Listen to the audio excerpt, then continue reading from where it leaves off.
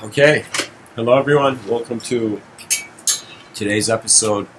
Today's episode is a unique one. I have thought of a concept that I am proud of myself for doing so.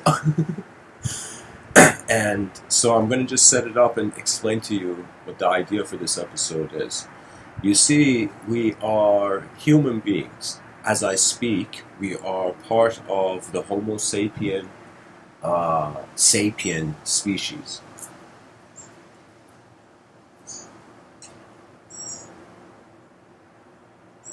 As a creature of form, or as a creature that has noticed its form first, we have an atomic, through the contributions of various scientists from all around the world.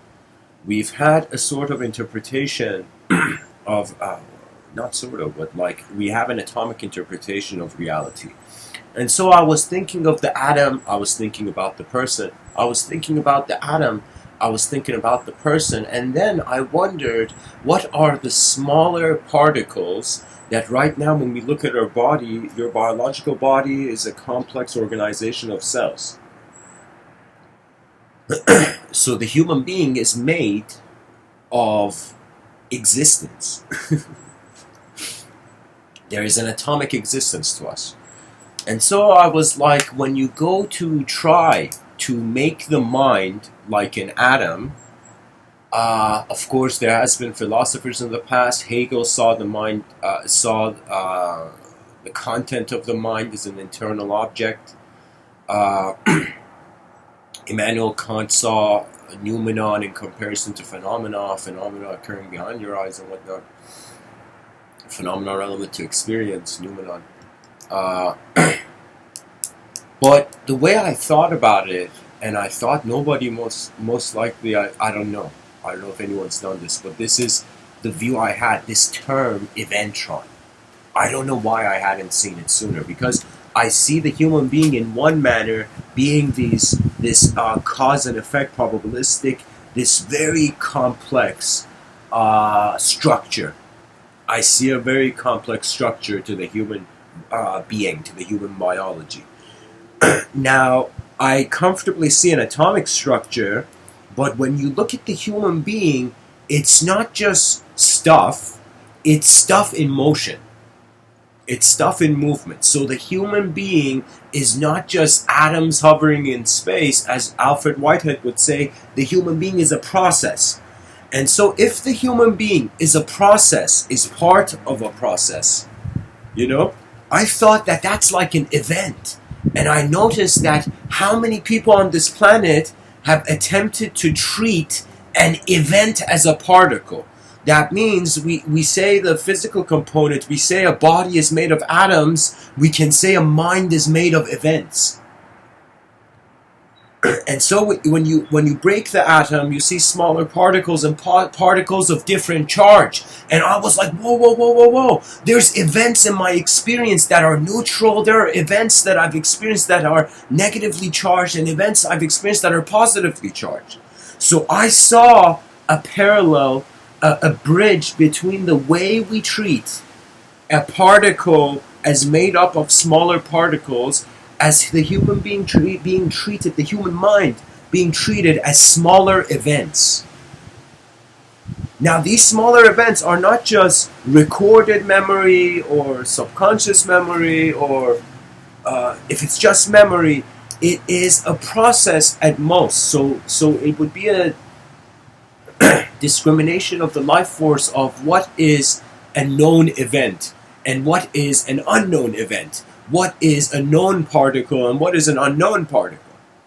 Particles we don't know yet.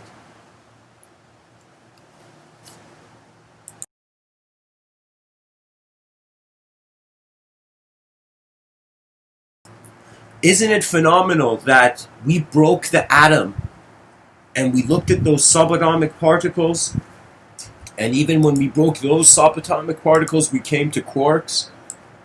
I'm going to show this. Oh my god, I thought this had a invisible background. Just hang on, folks. I'm trying to put a picture for you.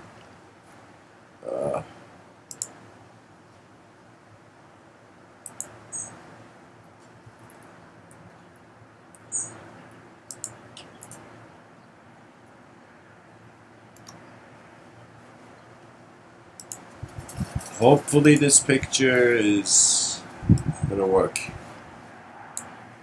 Oh my god. Sorry folks, this is I'm trying to find one with an invisible background.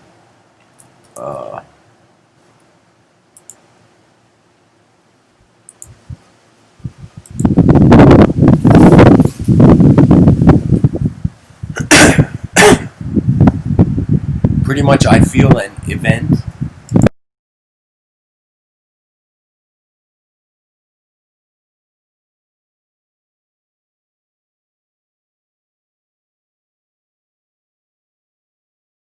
is the evolution of the particle. That means our identities are eventrons. So guys, I'm going to share this picture here. I want you to see this picture. I mean, of course, everybody knows this, probably. And, oh my god, these pictures are so not high quality.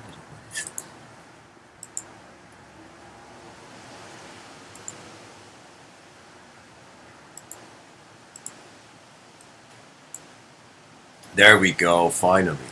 So guys, look at the wallpaper. So you see, this is pretty much an atom. The way it was considered, of course, it has changed in many ways.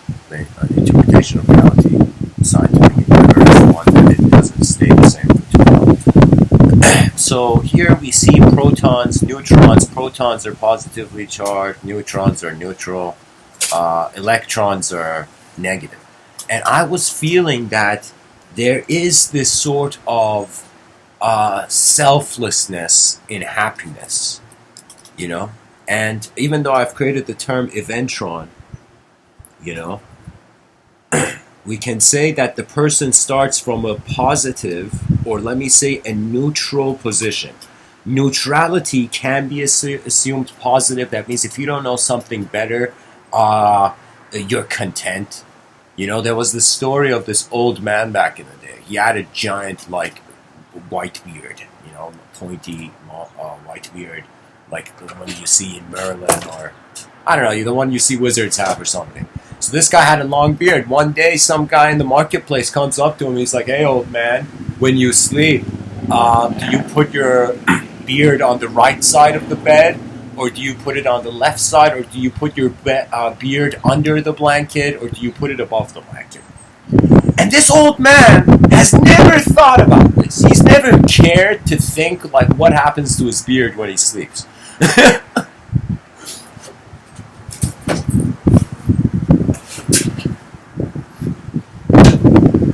So this old man says, "I don't know." And he goes that night and he's sleeping and he thinks about it and he puts his beard under the blanket. He's uncomfortable. He puts it on top of it after a few minutes, uncomfortable. Then he puts it on the right side of the bed, uncomfortable. It's a long beard, okay? And he puts his beard everywhere and he sees, oh my god, like he can't be comfortable, and he cuts his beard. That means if nobody had asked that man a question, he still would have had a beard. It was that his own mind found discontentment with a form it had accepted because of a new event. So that's like an electron moving around.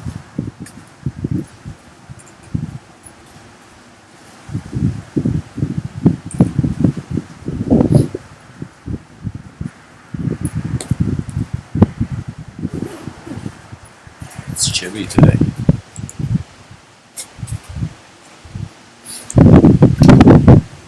So that was the attempt, guys. I'm trying to say that we can begin treating a human being, at least the identity, as a sequence and of events, as a combination of various types of events.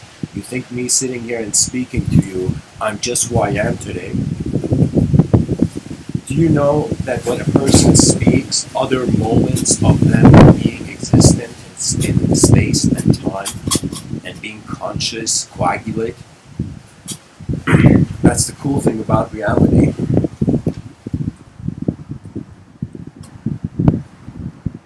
It's real in ways it doesn't even know yet.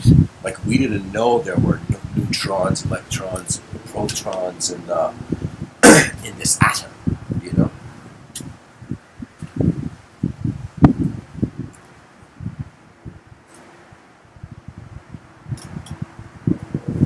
By the way, the word atom, atomos, it means to cut. So the atom was the product of breaking.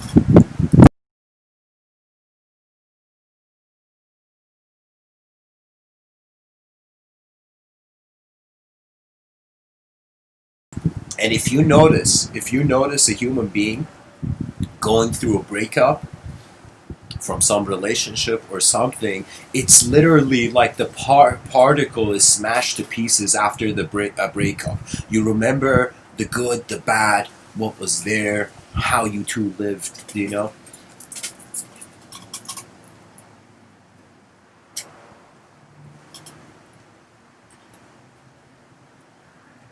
I feel this is a new word, and I'm happy I've introduced it. Really, the mind is an engine of geometrical observance of phenomena. People don't realize it, just like a snowflake. You look outside, you're like, look at this poor snowflake melting in the sun. But had a microscope, if you had a microscope, that would be no little snowflake. If you look at a snowflake under a microscope, guys, it looks like a three-dimensional engine. I'll show you the picture.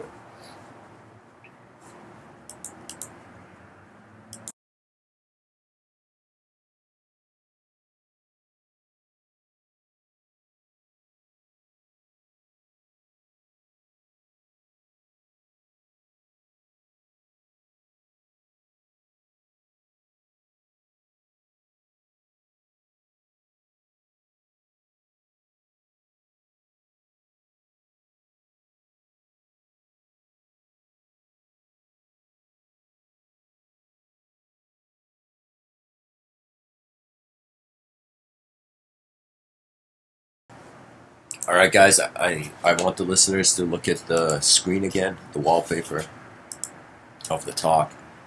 Oh, gotta scroll down.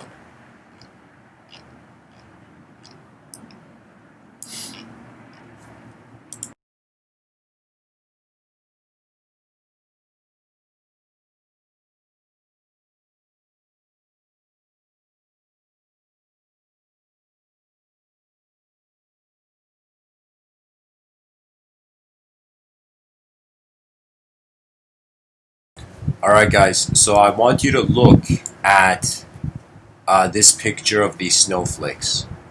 Now, I told you this looks like a three-dimensional engine, and you're going to be like, Mr.Within, what do you mean three-dimensional engine in a snowflake? And I'll show you, just give it a second.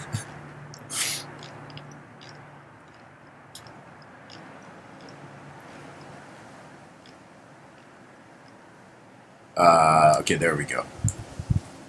So I want you to pay attention to this axis thing that I've put, this X, Y, Z axis. And here's what I mean, it's a three-dimensional engine. Look at that. Look at that. Even though the arrow's not properly placed, but you could know what I mean. Here, this is a better one. Do you see what I mean, that it's a three-dimensional engine, the geometry of it? That means what we think is a simple snowflake, if you were very tiny and that structure was huge, it would be a structure of this magnitude. You know? It would be like, imagine this snowflake being three-dimensional and this geometrical design of the snowflake and being in the middle of space. Like we made a space station in the design of a snowflake, imagine. The thing is that you see a sort of symmetry at work in life. This is very crucial. For me, there is two ideas which I have studied from the beginning. I even realized I've been studying this before I even knew language. And what it was it has to do with an attention to design before an attention to a character, to the design of a character in a story.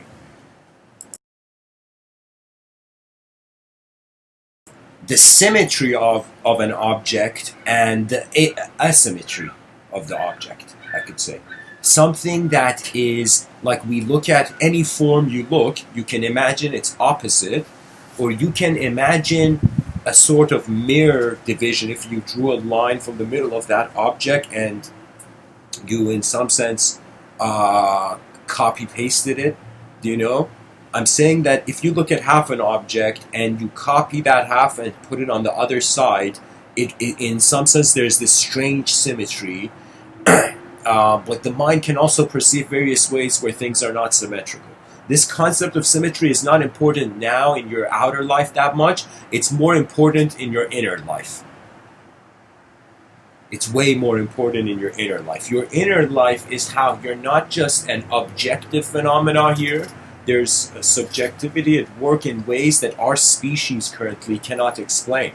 So you are, if you're alive and hearing my talk, you're one of the lucky ones. This is one of those questions that hasn't been answered. And the answers for it are so far not good enough. Any answer. Anything mankind has found out so far is not enough. You know? And the question should come, when will it be enough, Mr. Within? When man can't go further through form. That is it. That means I will give this talk when there's an authorization, there's an allowance. Nature is not like I'm not in a battlefield right now. I can sit quietly and calmly and think about things and talk about it. But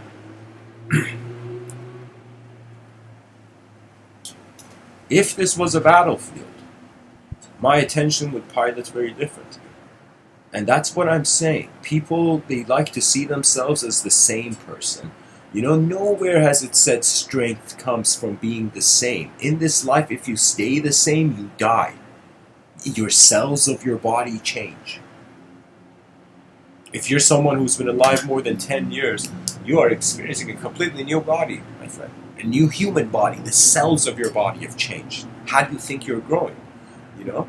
And that's the fascination of the body, that it has an intelligence to keep itself while replacing itself. And I'm like, what's going on? It's like, does the past exist? Does the future exist? Or am I just in the present, and based on how I look, the past and future comes into play? And we cannot, of course, avoid that this world of ours is event-oriented. That means as much as I consider myself a person right now, I consider myself as part of this cosmic event that is going on. I remember I called it the grand happening. And really it was an insight that I found through Zen. You see, based on where you're raised, how you're raised, what experiences are allotted to you by nature,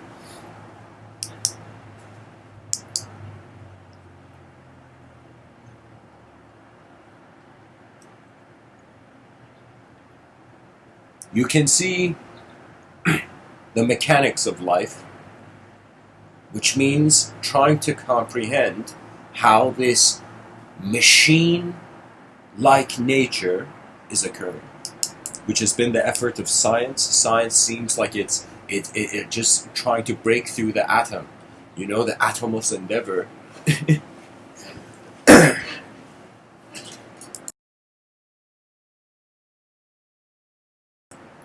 It was to open the hood of the car, see the engine, see the framework, see yourself as a framework, see the relationship of the framework of who you see yourself as and how you see the world, how the world sees you. Right now, as I'm speaking, there's two dimensions that very early on in my life I became comfortable.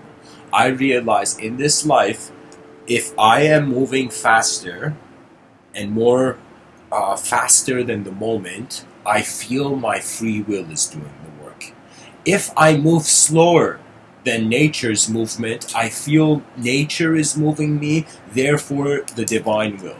And in mysticism, the mystical algorithm is asking yourself, who am I? And pretty much watching what happens or what you are in silence and stillness. You know, all these people that think meditation had just only instruction, it is true. It is true, but something else is also true, that the human being doesn't process information just individually.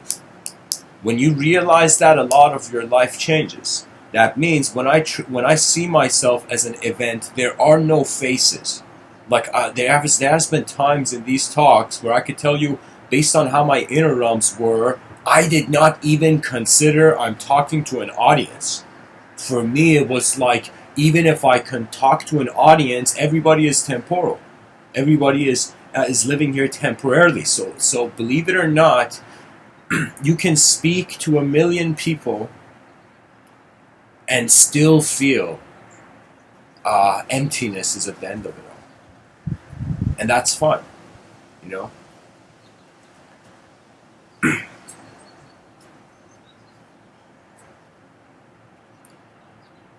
And countries are fascinating, you know. If so much of knowledge has to do with how you direct your attention in the moment. I didn't understand this when I was young, so many moments in my own childhood I missed out from learning things because I was obsessed to see myself be in a certain consequence in the moment. You know, I want everybody listening for you to put your palm on your back, okay? And I want you to hit your back and to realize you're patting your own self on the back for existing simply. You know, the child is not honored for its simplicity. Usually in this civilization, complexity grabs the attention. But simplicity is how the attention becomes complex. You know? And that's the one of the hardest challenges our species has. Every neurologist has this challenge. How to translate the neural synapse as an equation of personhood. That means science is trying to use mathematics as a bridge between the rational and the irrational to try to, as a sieve.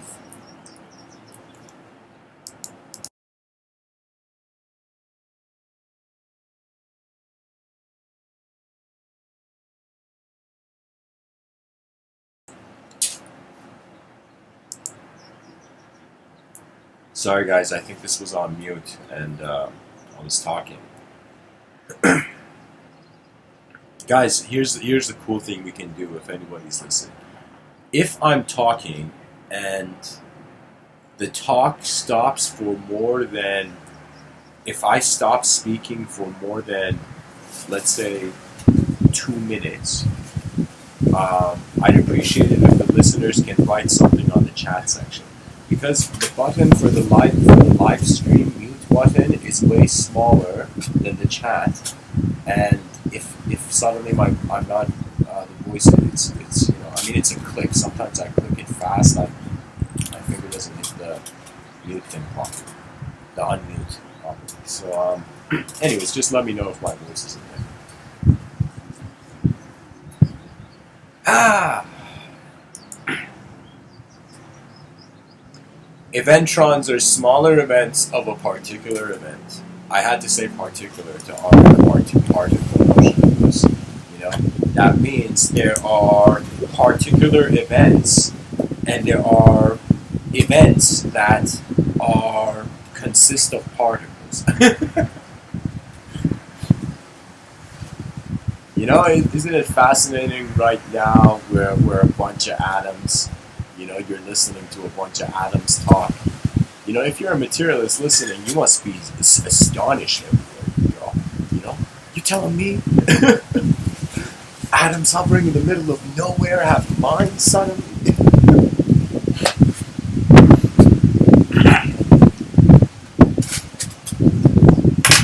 The chat section is quiet today. That's good. That means people are ready.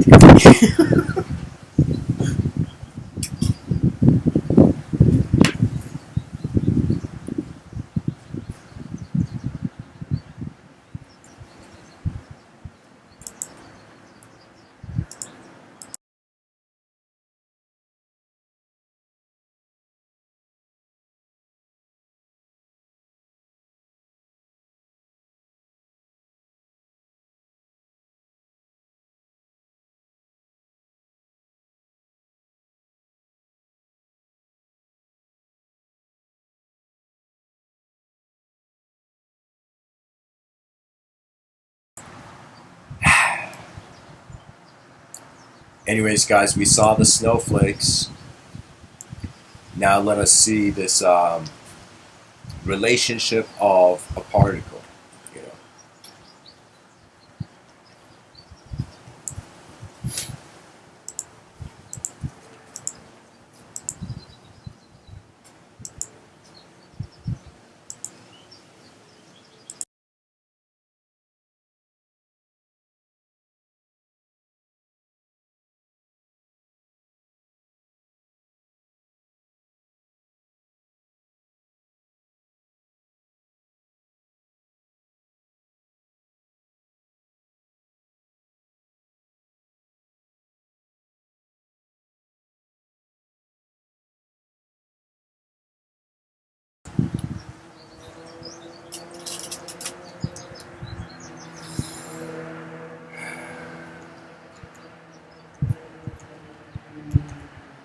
this warlord, one day, this warlord, he decides to kill all the monks. This is an old story, Zen story. He decides to kill all the monks. He's like, what are these useless people doing? Contributing nothing to society, you know, just being peaceful human beings and then coming and begging for food. Because many people might not know this, the whole mystical endeavor was a sort of dissension of the idea-obsessed individual, you know. So anyways, long story short, the warlords like kill all the monks. He gives the command to his generals and starts suddenly out of nowhere, monks see these people come in and start killing them, you know? And many of the monks, the young monks, they're still honorable to the path they have chosen to walk, but at the same time they get scared. So every town they go, usually the monks have ran to live in the mountains. You know, like many people don't realize, but for example, the history of the country of Tibet and with its neighbor China. I mean, pretty much, guys. Planets are like kids sitting in a classroom, and not all the kids get along. You know, especially when resources are limited. You know. So, anyways, what happens is the warlord gives this command, and he's going to one of his towns, and all the monks are dying and running away to the mountains. The warlord gets to one town, and his general buddy comes up to him, and he's like, "Hey, warlord!" And the warlord is like, "What?" He says, "Warlord, there's this old monk who has closed his eyes and is sitting in the town. What do you call it? He's sitting on the grass in front of the monastery, and everybody is shouting at him, 'Get out of here!' But because all the soldiers are younger, they don't want to kill an old man who's just closed his eyes and is sitting on the grass." And the warlord is like, "Why am I paying you fools?" You know. And the warlord is enraged. He has this wrath, this anger-infused wrath. And so the warlord goes and he sees all the soldiers standing, and he sees the monk closing his eyes, and this rage comes upon him, and he grabs like the grip of his sword with such intensity, like he can't wait to use it. And of course, a warlord is a savage human being. What the warlord does is he shouts, and he says, "Monk!" There's this silence. And the monk opens his eyes, and he says, "Come here now." That means no honor for the presence of the king. The warlord shouts at the monk. The monk who's opened its eyes, this old monk, is very graceful. And it's as if in a strange way, his expression is borderlining between a smile and a sigh, you know? And the monk stands as the elder of the moment and walks up to the warlord, and all the soldiers and the generals even watching, and the warlord is there. And the warlord shouts, and he says, "Do you know who I am? I can have my sword in your stomach in an instant."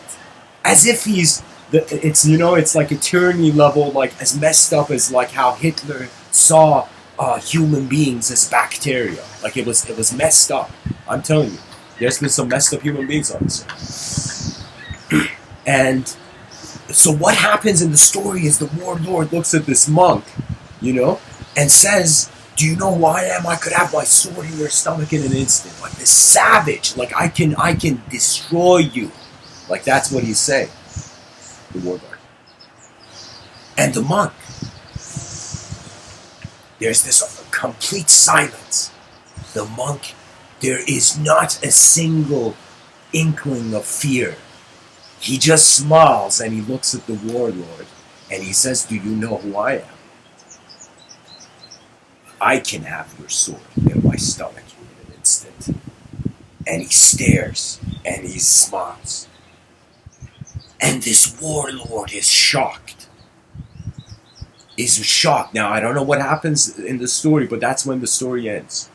That's where the story ends. I don't know what happens to the monk. You know, most likely the warlord had to put a show in front of his troops. So I think the old man dies. But what he meant that shocked the warlord, that made a warlord be scared, was something that couldn't be taken away. And in all the movements of human beings on this planet, we say human rights. That's the whole point of it, that there is a human experiential dimension that no concept can touch. It doesn't matter if in the future we're fighting against machines or machines are making our own nature fight against itself.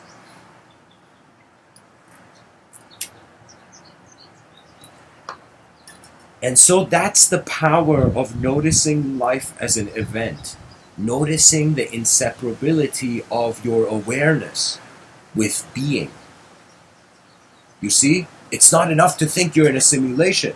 You know, I don't like this modern attitude. I see it in certain secular cultures that it's like the modern metaphysics is going towards cyberspace repeating. Terence McKenna spoke about archaic revival. Many people may think cyberspace culture, how in the future we're going to have digital lives more complex than how we're living now. You know, right now, see me as an evidence. See me as an evidence of a human being raised in a natural environment, and I was born in 1991, guys. That means if there was a museum for gaming consoles, I would be born before that.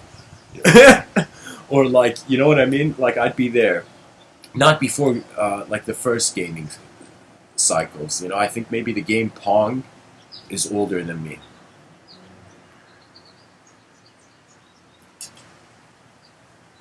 But anyways, what I'm saying is that I have noticed that the human being doesn't just want food.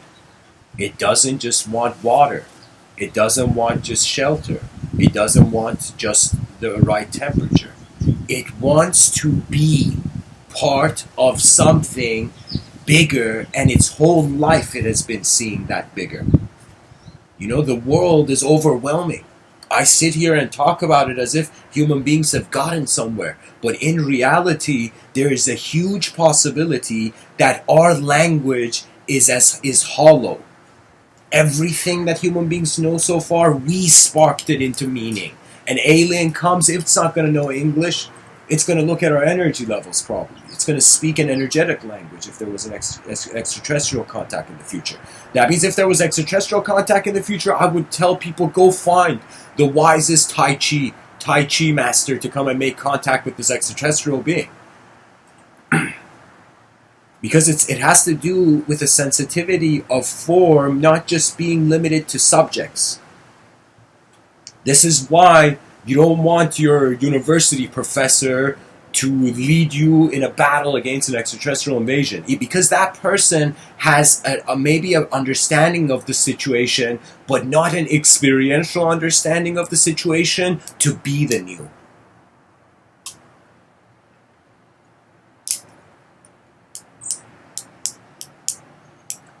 I was thinking of my own childhood. I was thinking of how there is this pattern of human beings are born, and then eventually more human beings are born, and so there is a giving-taking relationship in life. That when you're younger, because you depend on the nature of the system, you're not giving. You are at most feeling like the super young child. It's not giving. Like, wait, do you know what I mean? That means This is an incredibly silly idea I'm going to share. But you see, like the child that the doctor slaps and it breathes, you know this? Like when children are born, the doctor kind of puts the key in the engine of the life form by slapping it on its back, and the lungs of the child suddenly beginning to work. So imagine the doctor slaps the kid at the back, right? On the back, and the kid breathes and it's like, thanks, doc. You know, why does the kid not say that? The kid is not an idea yet. Do you know, it has to take to be something that can in the future give. So the pattern is you are being raised by nature to at some point raise nature. To raise your species off the inefficiency it never deserved. And only with a consideration and focus that human beings are not just made of particles. They are made of the events that take place in their life that don't appear as an image. Right now, if I tell you, remember your past, you might think you're remembering a screen behind your eyes in the private room of your imagination. You know, where, oh, okay, there you go. I see the memory when I was a kid and I ate an apple for the first time. Yeah, I see that memory, you know. But that memory is not an image. It is a room. It is the same three-dimensional room. That means I have been able to remember memories and also go back into that moment with the details of the memory as much accessible now, with the consideration that there is a little bias, because when you remember something from now about the past, it's like the infusion of two chemicals. So technically no one is ever remembering their past like it happened, because it's impossible. You have become a different self. You know, you have become a new person. So it's like all that new information is going to change the sieve of how you interpret your own memories.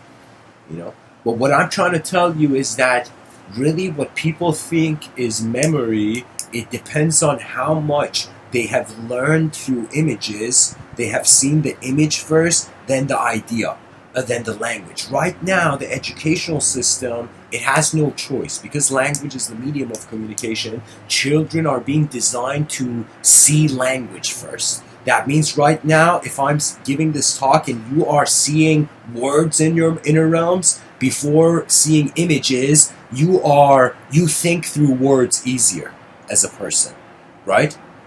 If I'm talking and you have closed your eyes and you're seeing a film, or maybe you're doing something right now and listening to this, and you see a film in your inner realms with the words I say translate as images to you, then you are someone who that shift has happened. And I personally feel this shift happens to everyone, but it requires consciousness to acknowledge what is at your disposal.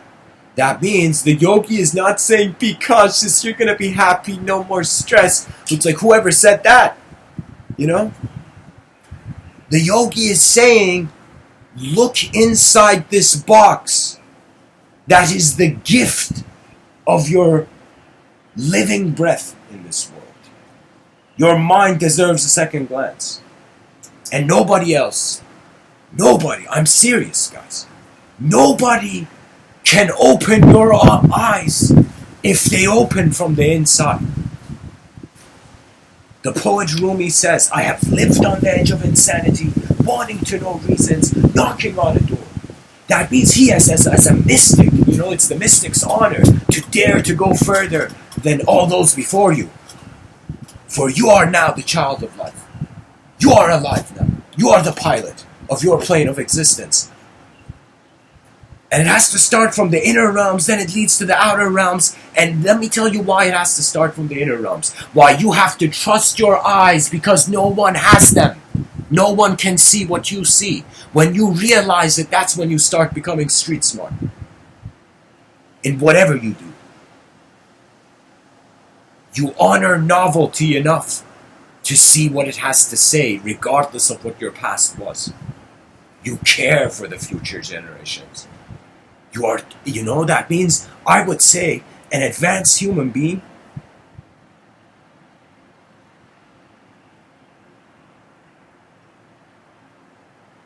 is a human being that is not taking responsibility for the rights of all the human beings that are alive now, but also for the rights of all those human beings to come.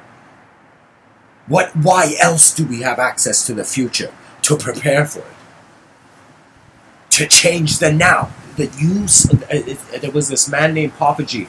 He would say, the past is past. What are you going to do? Everything that happened to you in the past is past. How can you still even be that? So if the past is past and the future has not come, where are you, dear listener? Where have you always been? Where is time happening? Where is space being noticed? Oh, how great the pure lands of the here and now.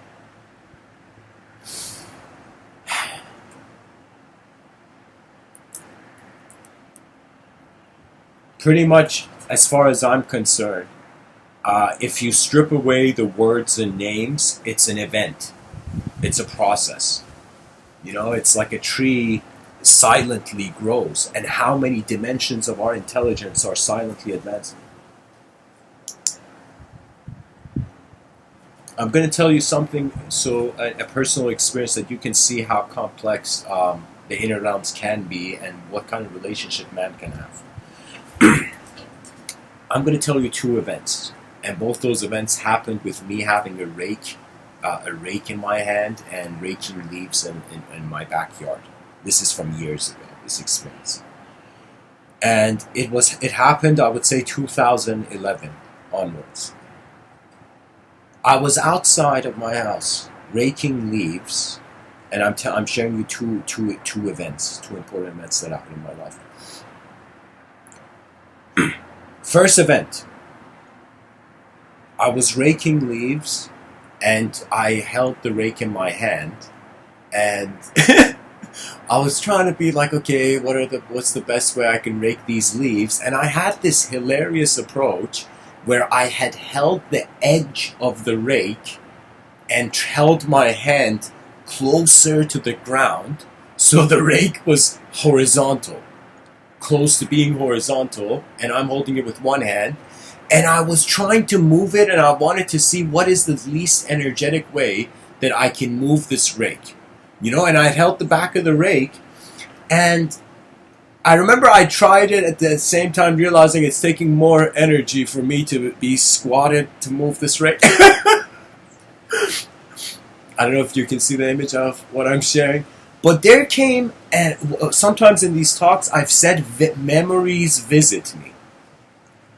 Memories visit me, and events in my inner realms visit me. That means I experienced something out of nowhere suddenly.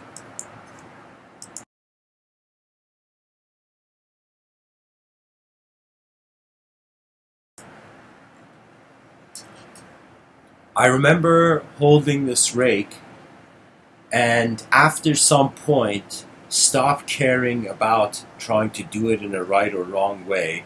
I just held the rake in my hand and just raking normally the leaves. And at some point, I suddenly felt, what if this was back in the day and I had the rake was a weapon? The whole point of this, guys, I'm trying to say is that I was raking leaves, and at some point in my inner realms, I got an experience. Now, I'm not saying it's a memory from another time. I'm not saying it's something from... I'm not making a story out of it. I'm just saying I was raking leaves, and if we consider the human being to be multidimensional, that means there is an inner... it's like you're in two rooms right now. A room where your attention is to the phenomena, to the matter, and a room where your attention is to space and how phenomena, in a subtle way, arises before inner phenomena. So let's say you have an outer life and an inner life simultaneously, two eyes that see the same, two dimensions that are being the same moment. So my inner realms in that incident saw this memory as if for a second I felt I was this monk standing in front of a door with a stick, having this intuitive feeling of knowing something dangerous is coming. This was an event in the inner realms. So just entertain what I'm saying here, guys. You know, don't try to hear it. Just hear it as a story. In my inner realms, the stick was held differently in my hand. I was a different not someone with a name. I couldn't even see the face. Just the way the stick was in my hand, in my inner realms, and the way the rake was in my hand, in my outer realms, became synonymous. And in my inner realms, I saw this scene where these 12 people with swords, of course, entertain what I'm saying, with swords running towards me, and I just have a stick. And it was as if for a second there was no fight, there was no fighter. The way I experienced in my inner realms a monk fighting, for example, 12 people, was that the stick was moving with the rhythm of the moment. Do you know? So I started moving that rake in ways that had nothing to do to how I had seen movement in my outer realms. My inner realms, the event that took place in my inner realms guided my behavior of moving the rake. So I would say that when I give these talks, it's an inner event that is giving, that talk is arising. The talk is arising not from me just perceiving an objective landscape, but that subjective landscape behind our eyes where our moralities live. Where our more moral dimensions of the moral landscape, as some have said, lives.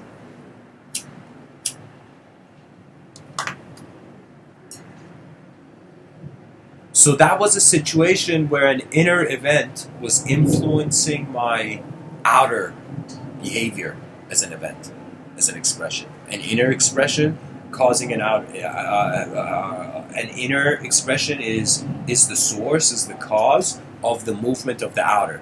When the ancient Greeks, those that were Stoic, the Stoics, the great Stoics, and Stoicism, you can say their path to truth, if you were to sum it down, would be a sort of behavioral approach to truth. That means it's not about just the validity of scientific principles, it's about your attitude towards life. Most parents, most children, they have a Stoic cultural upbringing. I call that the cultural program. Right now, me personally, I was a child born in Iran till the age of 6, 7. At 7, I went to Vancouver. Then for a few years, my father's business had to go to Iran. I was there for 3 years, and then I came back to Canada and lived here for a while. I was in Iran for more than 3 years. And I came back to Canada. And so I would consider myself as a human being that has the infusion of cultural programs in the inner realms. That means when I go to Iran, I feel more Canadian. When I'm in Canada, I feel more Iranian. I wouldn't. So welcome to the chat section, you think? Thanks for engaging. So you say inner immortal reality landscape. I wouldn't say immortal. Immortal doesn't have to do with an inner landscape. Immortality is a concept which means physically you exist. A form infinitely continuous. That's what I would say immortality is. But eternity, an inner eternal eternal landscape, I wouldn't even say it's eternal because the inner realms come and go. It's like after that moment where I had the rake experience, like moving that rake as if I was like this monk moving a stick defending a temple or something. Like, like that was the thing. And I told you there were 2 events, 2 experiences with rakes. The other, I was just raking. I wasn't raking leaves. I was raking this weed plant.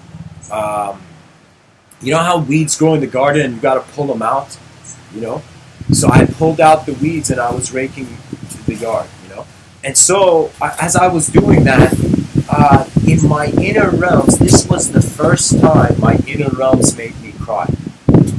The first time consciously and poetically. I remember hearing these sentences. It was as if my soul was telling poems to my mind.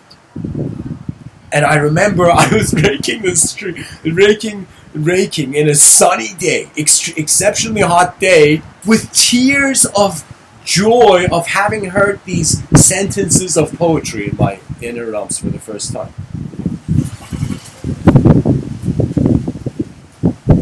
So those were the 2 experiences of me raking where I had noticed the inner realms move. And ever since 2011, when I really realized I have no idea that if we are just an idea or not, you know? And that unknown was the roar of the lion I heard, you know, in the middle of the forest. It's like not a wolf's howl, a lion's roar. When a lion roars, that means the intensity of reality is happening. It's an intense event. And trust me, there will come moments where your mind will roar, you know? You can say the body of the human being evolved from chimps. Your mind evolved from lions. You know?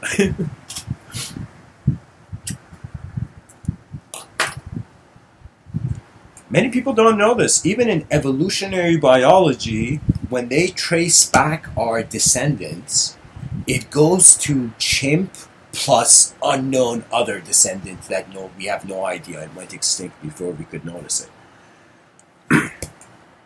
You know, so technically the story of the human species, I mean, this is going to be culturally hilarious, but it's like our dad left. Our dad left and we don't know where our dad is, you know? So it's like there is, like, you can totally look at yourself as an evolutionary creature, you know, and definitely see your animalhood. Like, I'm not sitting here saying there's no such thing as evolution. Evolution is very crucial. But the idea of how that evolution is, I have my angles of perception on the objective evolution is different. So in Mr.Within's halls of thought, in the halls of Mr.Within's school of thought, I would say that the objective evolution for me was the design of limbs. That was the most sophisticated objective thing that ever happened on this planet. We have fingers and we have legs to roam this earth.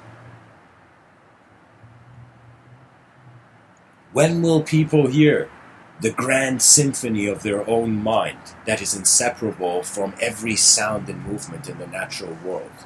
You are not just a surfer on a surfboard in this world. You are the waves moving the surfboard. And once you realize that, who am I to speak your own voice? You will subscribe to your own inner voice.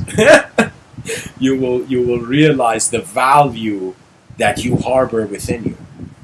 Because nobody knows. It's your responsibility. Right now, you could be, imagine, a great problem solver of humanity, and you're just sitting there doing nothing, imagine, you know?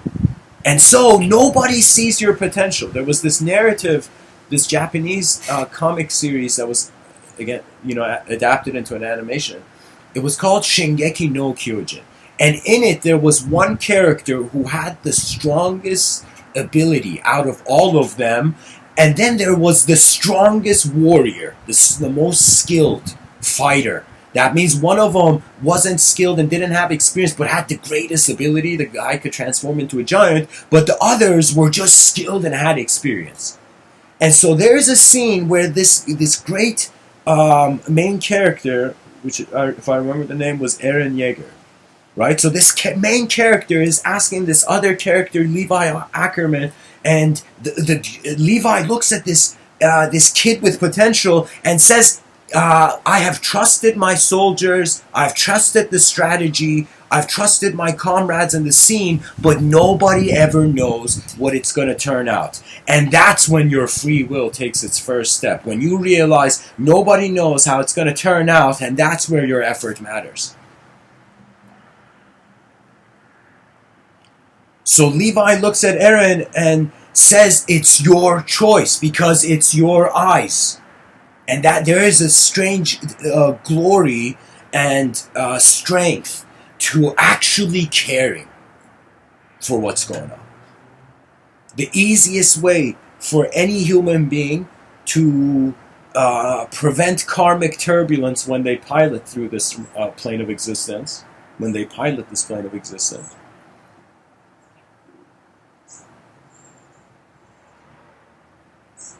is that you realize there was a day you were simple too. There was a moment where you were simply looking at life before your whatever complex route life took you or you decided upon.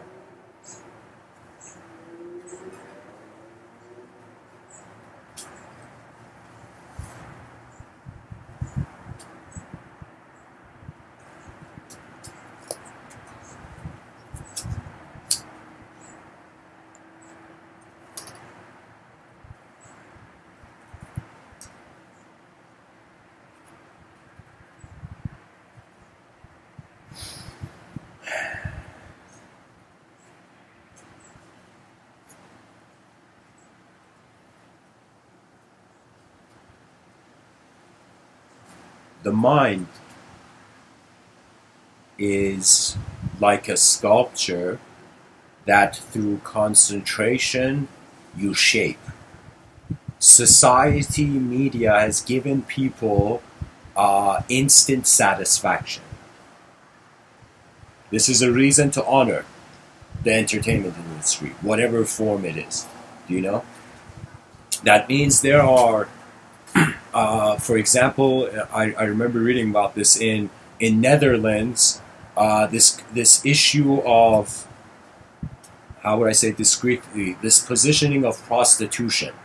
So prostitution is a reality, and there is prostitution in Netherlands, but it's in some sense it has been treated as a profession. Do you know? And so when it was treated as a profession, it was as if, regardless of the activity, the danger and of the activity, how can I tell you? It's like there are, in first of all, as much as there is one world where 8 billion human beings are in, there is 8 billion unique interpretations of this world as I speak. So your eyes means you are uh, uh, parallel Earth, uh, 8 billion, whatever number you are in that. Do you see? Every person is a parallel subjective dimension of this Earth as I speak, as I'm speaking. Like in the moment as I'm speaking, everybody is being a parallel looking at the Earth they see. You know, I have called this the inner Earth. You know, the Earth you see. And then the outer Earth, which is total mystery. That means I don't know how my exit from this plane of existence will be. But I think it would be, at best, a dissolution into the ears that heard the greater symphony.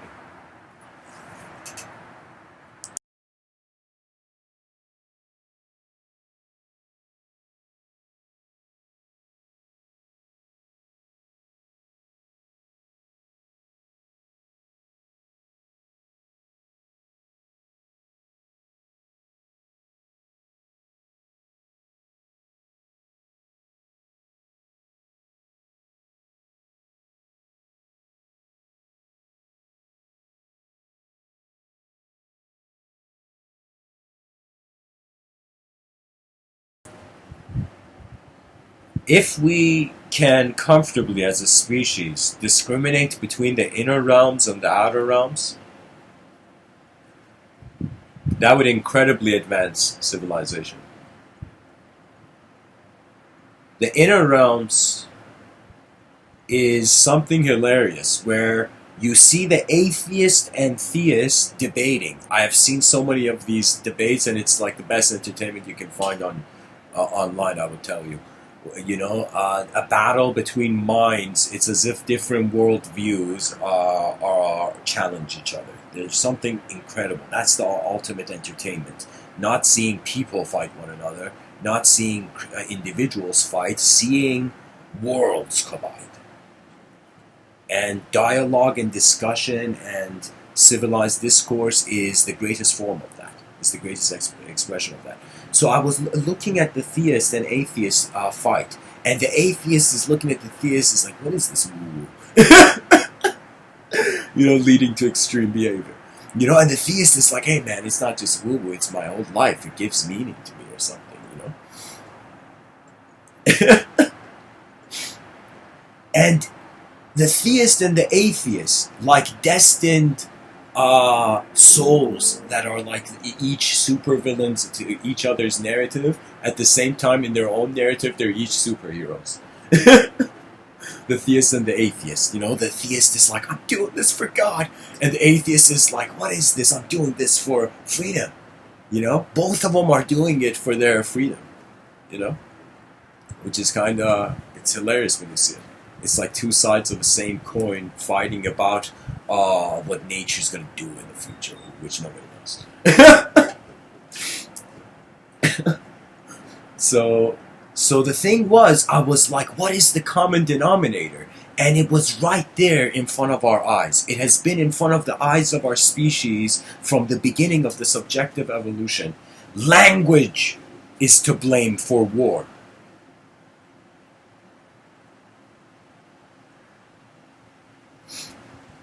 You know? Language. Language is the common denominator. And the study of language is important. This is why I'm saying parents should endlessly ask their children question, not feed their mind with answers. You know? Because when you ask a question, the other person has to become responsible for the accuracy of their inner realm. You know? That means for me, especially a lot of people, like I think it's incredibly weird when adults go in front of children and do the peekaboo thing. That's not worth it. Don't make the child laugh like that. You know, you're conditioning the brain of that child to insta shift world. You know, so so I'm saying that when you ask someone a question, their inner realm builds the moment. Right now, when I speak, my inner realm is building the moment.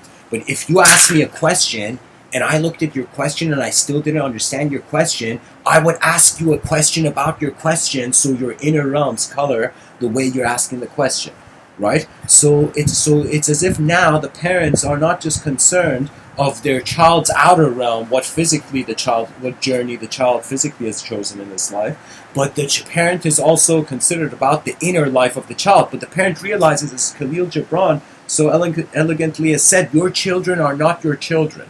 They are the arrows. Oh God, what was the poem? He says something like the parent is the bow, the child is the arrow. You know, that means the child learns from how the parent lives their day-to-day life more than anything the parent could ever say. And honesty is the greatest teaching. That means if you're a parent, show your child that their honesty exists in this world. And you have done the greatest task you can, you know? Because there is no point in evolving an artificial civilization. That means if a parent can make their child realize they are the newest update, they are the eyes of the future, and the child is raised with that honor, but not with an obligation. If you make anything uncomfortable, nobody will engage it. You know, if I come and be like, all right, guys, ancient mysticism, and I start going into like chanting ancient mantras, it's like, what do we get from that? So that's what I'm telling you. You have to honor the presence of your child as if you're honoring the presence of your world. And that's the greatest upbringing the child can have. That the parent honored the inner realm of the child, and the child's like, whoa, is my inner realm being honored? Do people care that I am moving my attention? You know?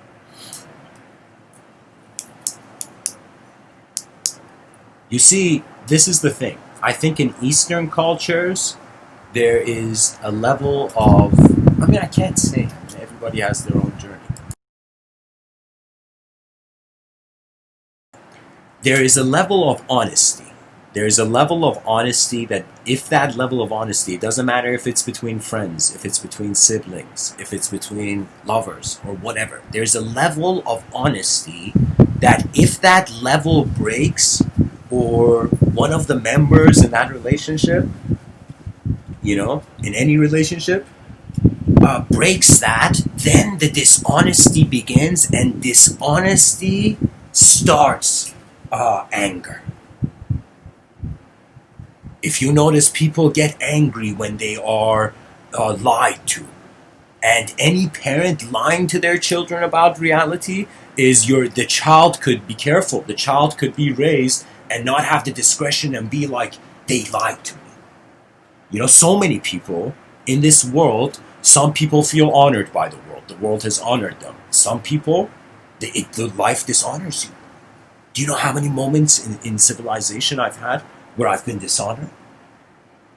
Dishonored for no reason, as if, you know, You know, this is what came. This is what happened. Because whatever happened to you, you will see now is now. And that's the joy of living. The greatest skill that the children of this civilization, of an advanced civilization, can learn, you know what it is? You can always create space for better options by communicating.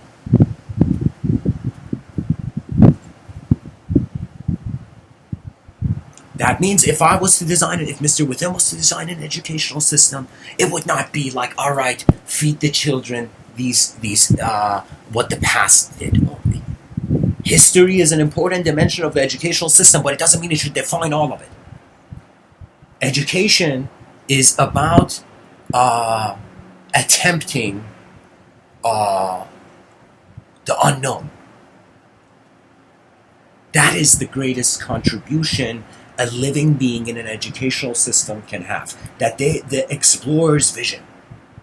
That so many things you gotta go and test for yourself and see what it means. You know?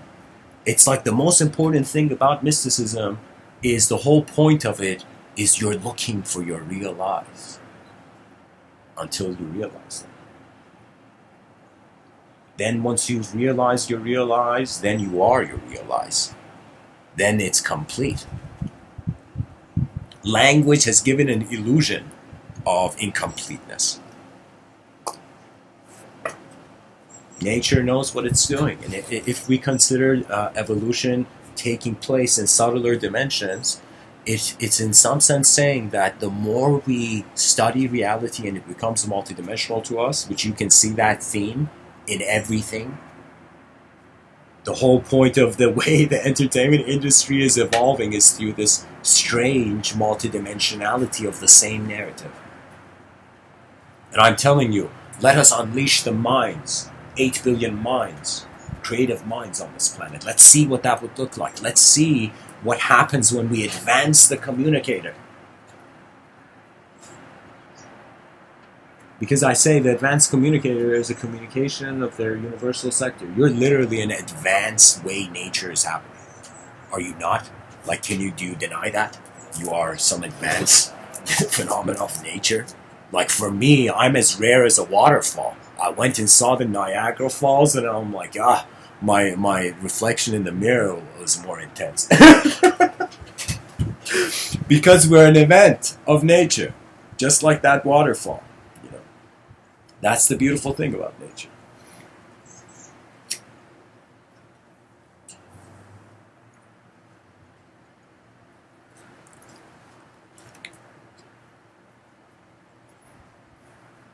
Guys, I'm going to read this poem from Khalil Gibran. I'm going to read for you the whole poem. And the poem is literally on children. Like, that's the topic of it. I think he literally wrote that. So let me see. Khalil Gibran has this nice website.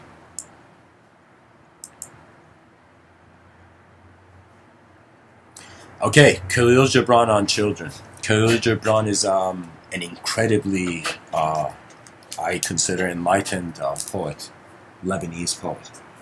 One of the greatest poets, actually. I've often, not often, but like in one talk, I called him Rumi's cousin. If like they were, at the same time. Khalil Gibran says, "Your children are not your children. They are the sons and daughters of life's longing for itself. They come through you, but not from you. And though they are with you, yet they belong not to you. You may give them your love, but not your thoughts. For they have their own thoughts. You may house their bodies, but not their souls. For their souls dwell in the house of tomorrow, which you cannot visit, not even in your dreams. You may strive to be like them, but seek not to make them like you. For life goes not backward, nor tarries with yesterday. You are the bows from which your children, as living arrows, are sent forth. The archer sees the mark upon the path of the infinite, and he bends you with his might, that his arrows may go swift and far. Let your bending in the archer's hand be for gladness. For even as he loves the arrow that flies, so he loves also the bow that is stable. That means stability of your position. You know, there is something incredible that I would say it is even prior to leadership. That the true leader knows in which moment to be what. And that's stability. That's alertness, really. And you know, this is Mr. Within's approach to all metaphysics, guys. I am in no way saying the objective reality doesn't exist. Right now, there's a table. I'm touching it. You know, I'm saying that after all the ways, let us say, that objective realm could fathom, or let's say we built an AI that, like right now, I feel we have 30 years until AI out-impresses all of us. Do you know? AI is going to make us feel like we don't know anything. We're going to be like, AI, why? Why are you doing this to us, you know? That would be a good play. They should have this play in, what do you call it, Broadway, and they should call it AIY. And it's WHY question mark, the word WY. And AIY, pretty much there's a person and there's a computer, and it's just different people coming to this computer and shouting why, you know? I don't know, guys, that was just a spontaneous, you know, something to share. But pretty much Khalil Gibran in this poem is saying, don't make your children like you. Just make your children understand they are free, they have their own eyes, and if they care for their past, they will have access to it. If they don't care about their past, they will forget it and they will move on and they will be their own past. This is why you respect your elders, you respect the past. Even though you don't have to believe it, you don't have to do what the past says, but you honor it. Because the past has lived. Do you know? That if you strip away the names, it's just life getting by. Life just attempting something. We are fragile creatures.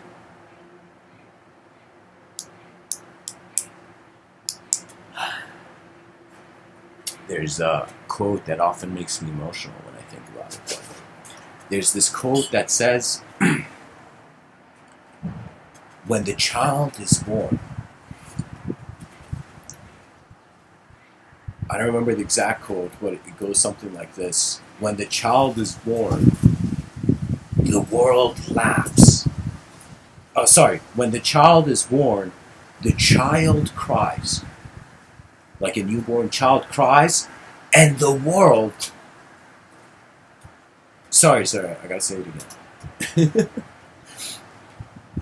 When the child is born, this is the quote. When the child is born,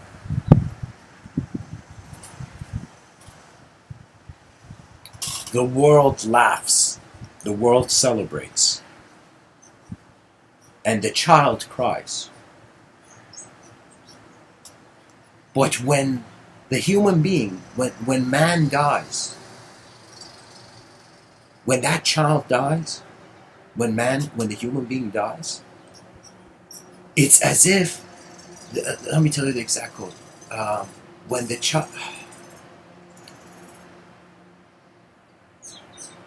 child is born, the child cries, the world laughs. The world laughs, the child cries. When the child dies, the world cries. And the child laughs. The human being laughs. What does that mean? That means when you enter this world, the whole planet is like, oh my God, new human consciousness entering the system, holy shit. Everybody's celebrating it, you know, subconsciously, let's say. But when you have lived your life, when you found the master peace, and you listen to the light behind your eyes.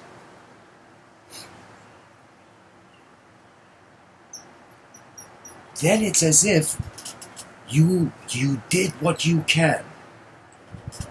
And it's okay what happens because the curtains are not in your hands, in your control. So the best thing to do in this life is to realize we are the unknown, incarnate for them.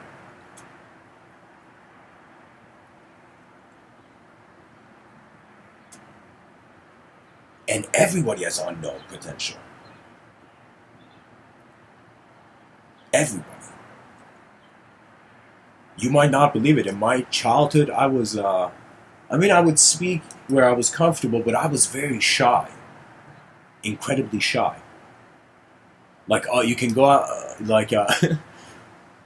I was a very silent kid, and the reason was, I don't know why, but I think I didn't have much of an imagination, so I had this huge attention to whatever happened in the world being like the images to engage with. I don't know what it is, but it's like we transcend thoughts by realizing the experiencer never was a thought. It's a presence. It's a presence of being.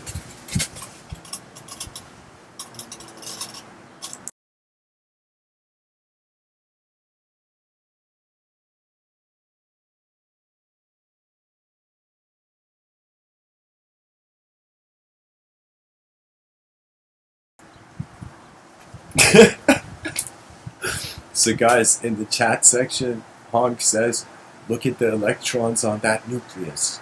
Amen.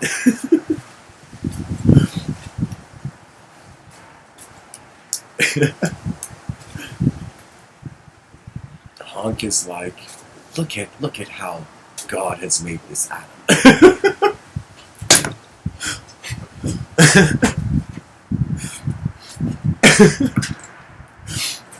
Oh man, the theists and atheists are like clowns. Like, what is this? Sorry, I mean, not clowns, but like they're clowning around. Language is way more complex than just how our inner realms or outer realms define it. It's a progress, it's an event. At most, you can feel you achieved something, you know? Like you unlocked one achievement, and you know what that was? You saw what life was. Doesn't matter how much you've achieved, what you've done. You noticed the event while you were alive, and that's an incredible achievement. That's my greatest source of contentment, really. Okay, I'm still here. Nice. Because everything changes, and it's your contentment with levels of change. If you're not, and it's how much you've lived as an image. So this is something that many actors in Hollywood, the wise ones, they age well. The unwise ones get burdened by their youth.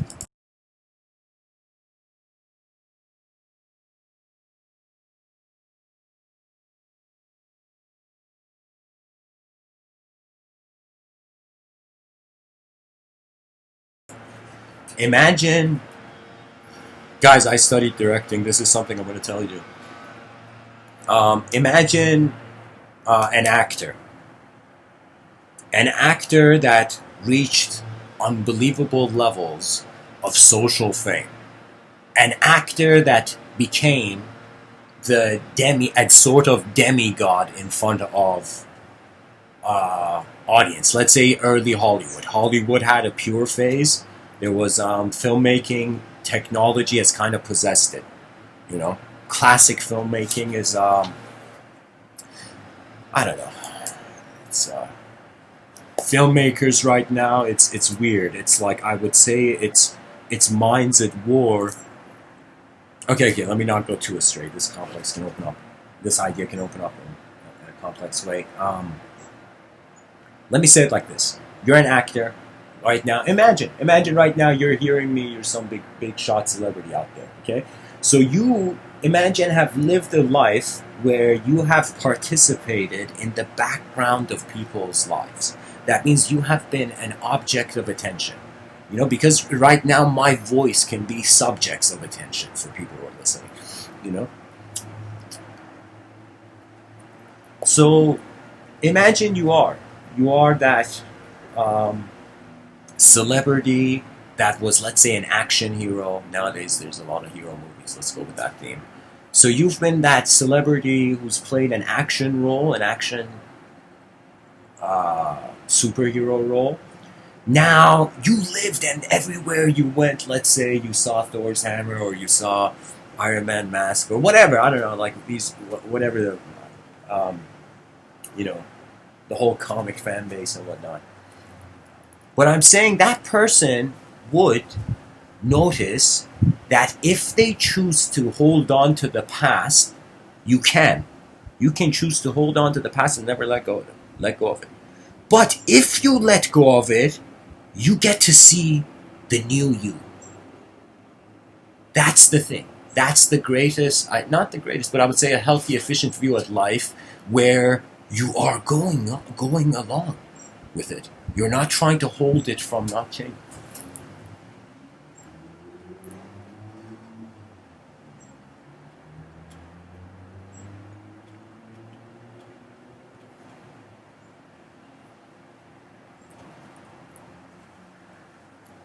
Out of curiosity,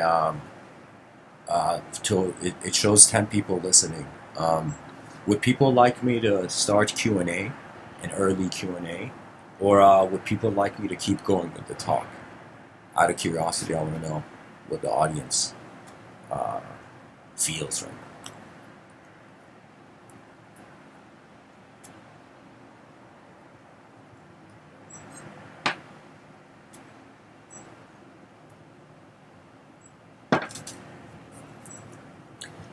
That's good. Uh, Warm coffee.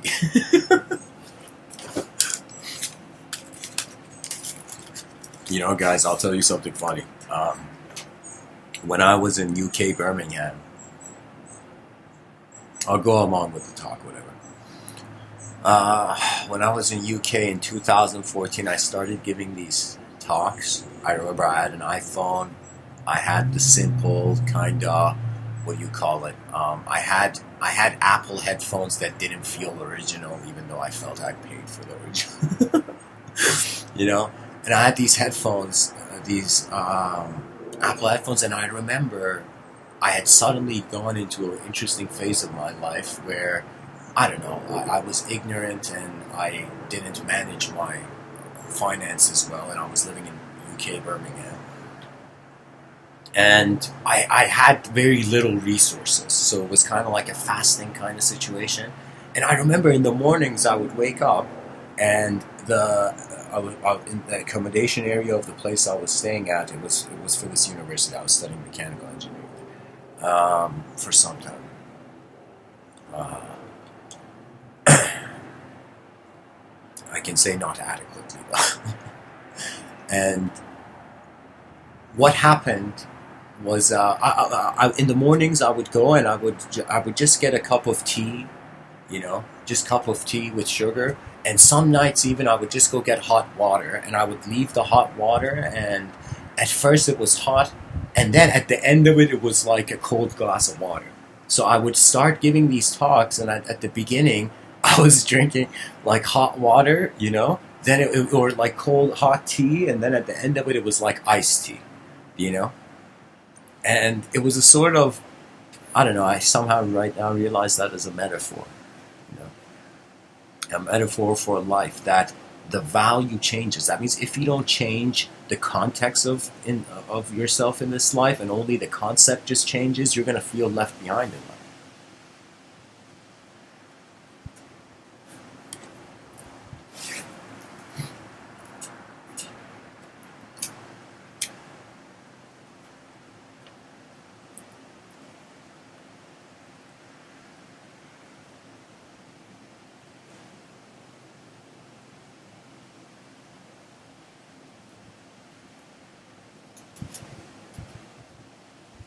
An interesting question could be, why should this mind have a direction? Why should we treat the moment as if it's a velocity? Why should we treat consciousness as uh, a phenomenon that has speed and direction? time is the direction, and we notice our experience in space has to do with our speed in this space. That means just like how a person can suddenly physically sprint, I'm telling you, you can, in your inner realms, instantly zoom in or concentrate on phenomena. I feel this concentration, the idea of concentration and attention. At some point in my life, I started wondering about the true nature of my attention. I put all language aside and I just looked at it, and then I noticed.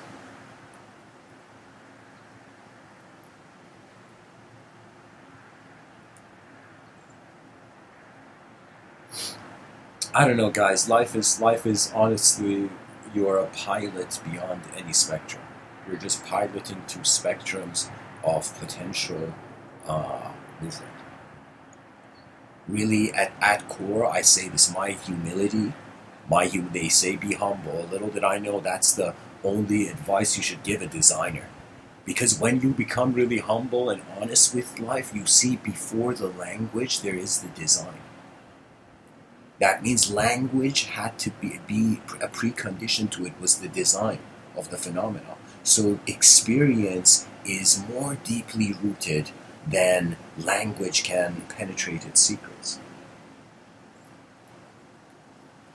Therefore, I think the greatest honor for the human being is that you are here now, you are here once, every day happens once, nobody knows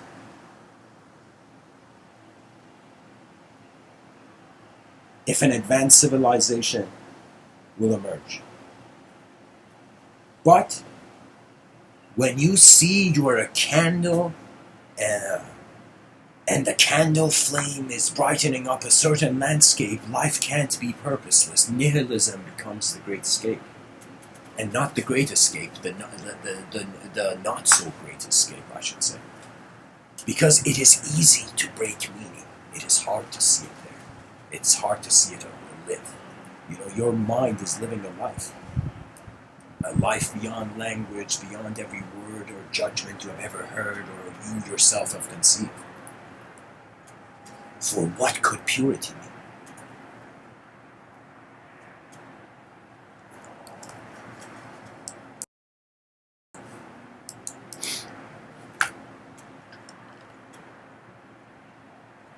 So, Parent Herod says, so did I F up when I taught my kid about angels and God?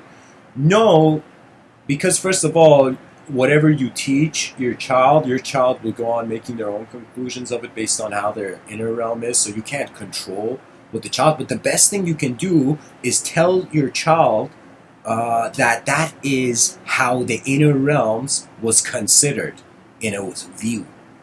Teach your children that ideology is different ways of looking at life, yet there are many ways to look at life, and they have their own way to look at life. That is really it. And there is no right and wrong. Parent, in the chat section, like literally your username is named Parent. So I would tell you, no, your child has to learn from who you are, not just the rational you or the irrational you. Your child needs to see how you are living, how you're looking at life. Do you know? So it doesn't matter really what you say to your children, it's who you are in front of them and who they are in front of you. And many parents, they give into this negative pattern in bringing children where they, let me tell you, the best way to teach your child something, Galileo said this, Galileo. He said, Galileo, you know, Galileo said, you can't teach anyone anything, you can only make them realize it within themselves. You know? It's like Galileo, Galileo, do, re, mi, fa, sol. You know? It's like I discovered music in the middle of trying to pronounce Galileo's last name. Listen, just teach your child, you have an inner realm, they have an inner realm, you're in the same common outer realm. They require to honor the outer realm and to be alert, to pay attention to the outer realms equals alertness. Attention to your inner realms equals mindfulness. That's it. I think the task of any parent is just take care of the child, but also make the child realize where it is. And when the child cares enough to look at the world from its own eyes, then you're done. Then the child is like, all right, I'll take the steering wheel from here. So you see what I mean? Yeah, that's it. You know, I mean, that's the whole approach. I find that the person realizes they are sovereign. They have their own sovereignty, and that sovereignty means that their own effort is required to maintain them. That is the grand shift. Because the young child, it's very easy. I mean, even if you don't tell your child, you are like, in India, they would say, in India, which is more of a polytheistic culture, they say that the first god of the child is the parents, as if God is the parents' hands taking care of the child. You know, in India, they saw it that way. You know, God was a force in Indian mythology rather than a personality. In monotheistic traditions, it's more of a personality, because in the religious context, life really becomes unique because it's as if God spoke to man. So you as a human being on a rock in the middle of nowhere, in the middle of this universal confusion, are like, yo, God, talk to me. Right? And so that's the religious angle of evolution. So if you're a religious person, most likely you're bringing your children up to see the world as God's will. And that God's will is okay. It's okay to that. Just make your children realize it's a performance, all of life. Everyone is performing here. You see, it's a theatrical performance. That if your child, for example, is getting bullied in school, tell your child that bully has an inner realm, and the child has to be smart enough to see how savage that character is.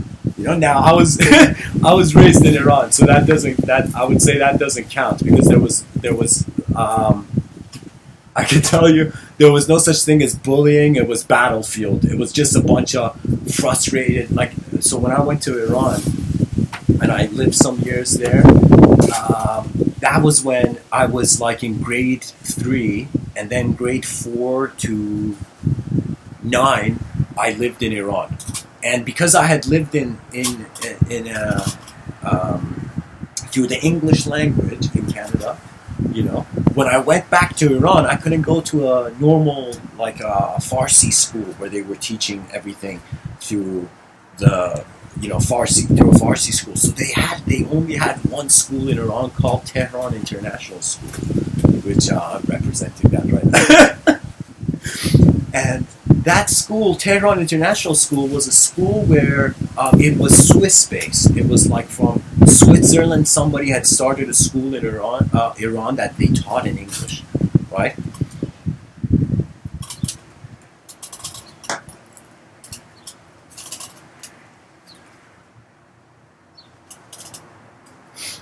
So when I went to Iran, and that school was literally designed to gravitate frustrated kids. So my classmates, they were Persian kids who had gone to Sweden.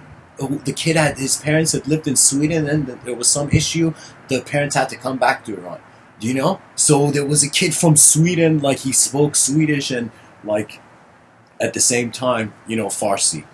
And there was like, I could tell you, I was classmates with the son of the ambassador of Nigeria in Iran, the son of the ambassador of Egypt in Iran.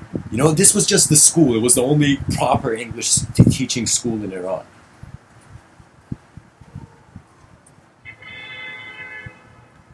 So that was kind of like my experience of my youth. And when we went to that school, the school wasn't smart enough to have intervals for recesses that separate the grades, so it was grade 1 to 12 all at the same recess. Do you know? So I remember when I was in grade 4, there was like, you know, there was a viciousness. There was a sort of jungle like nature. When the school is like a jungle, then there's no such idea as bullying in the jungle. You know, it's like You know, it's just survival. It's survival and intelligence. You know, alertness. Intelligence means you see what's coming at you. You know, you see what's being thrown at you. You go see what is the source of that coming at you. This doesn't mean the person has to be violent or vicious, but I'm telling you, if you look at all the movies of our ancestors ran with swords in battlefields defending their kingdoms. You know, and so yourself is your inner kingdom. So that requires its own defense systems. You know, you require to be I'm telling you, the mind is like a sword and shield.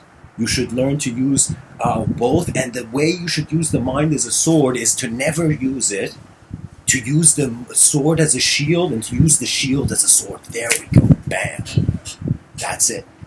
That's the wisdom of it.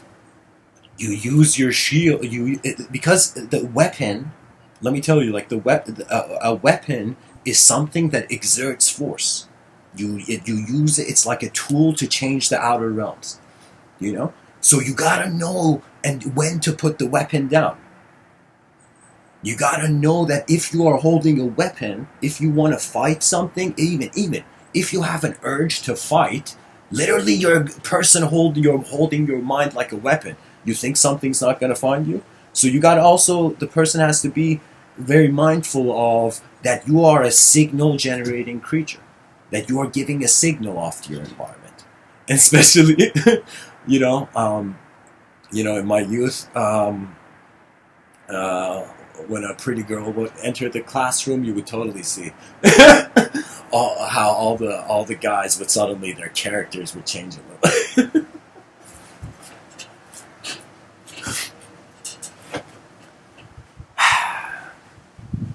You know, in this life, you got to live at a pace that you can trust it, or you can't build anything. Like Edison had to trust the meaningless resources he was finding to give meaning to it. You know, I think the most, pretty much like outside of the cultural program, you just realize you're piloting your attention. You're a pilot of your attention. There's unknown variables and known variables. Just like a pilot that pilots in the sky, there's different elevations you can move. There's different intensities. Some moments in life there's turbulence. Some moments in life there isn't. But then you see that your attention is here. It's here to be not just a picture in a photo, not like to be a part of a like picture on a wall, to be a process. To be like you gotta allow your nature to rediscover itself. That means you looking at nature in new ways, something like that.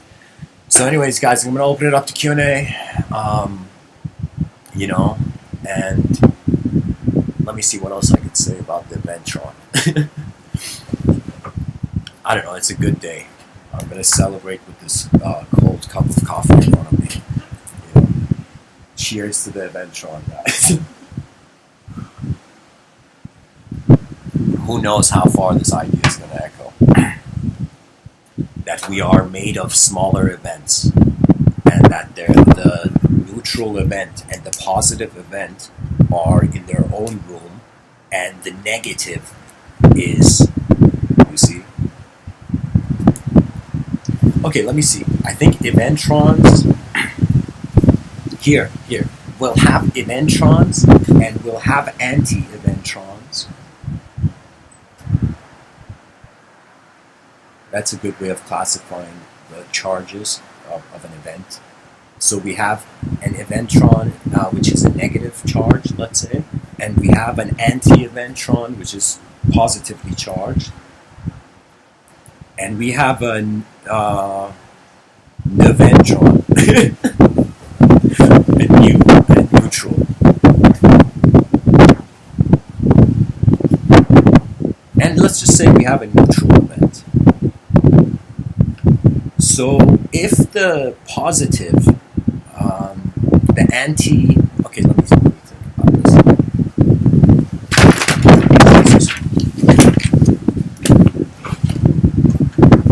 My notebook's out of control, guys.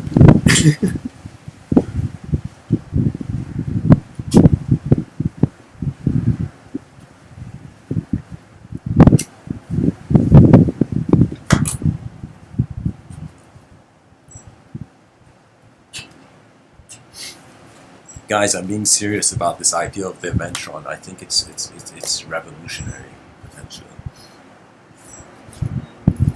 I mean, there has been attempts towards explanation of reality as just as an event, but I'm telling you, nobody's called it an Eventron. You know? So let's say I'm just thinking of words here. So we have the Eventron, which is equals to the electron. Then we have the proton. Let's call it the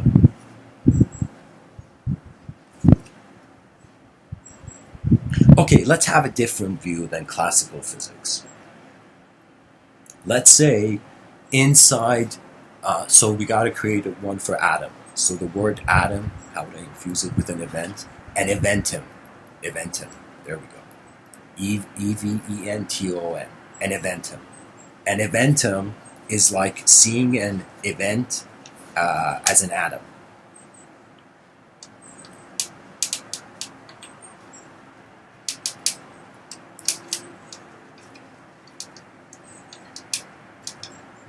So the Eventron is what is inside the event. And let us say that there is positively a positive charge and a negative charge, right? So now I got to think of words for that. And I thought of calling that, let's say, a positively charged Eventron, posi-Eventron, or a negi-Eventron.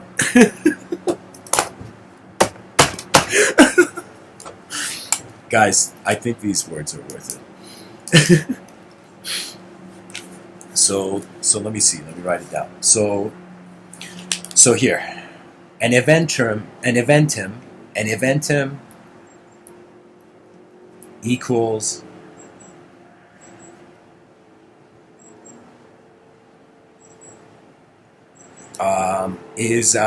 let us say is an eventum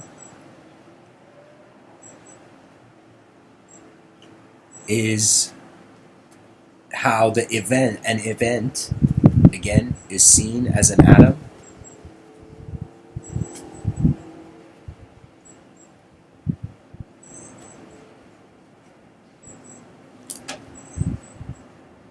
And then the Eventron, you know, it has various charges, and these charges have a relationship. And based on the negatively charged incidents that come and go in your life, your view on the positive and the neutral get changed. Guys, this is a perfect explanation. I honestly feel if I can wrap this idea properly into a small ebook, it's going to be worth sharing. Let's call it the modern legend. I'm going to write this book, guys. The modern legend of the Eventron.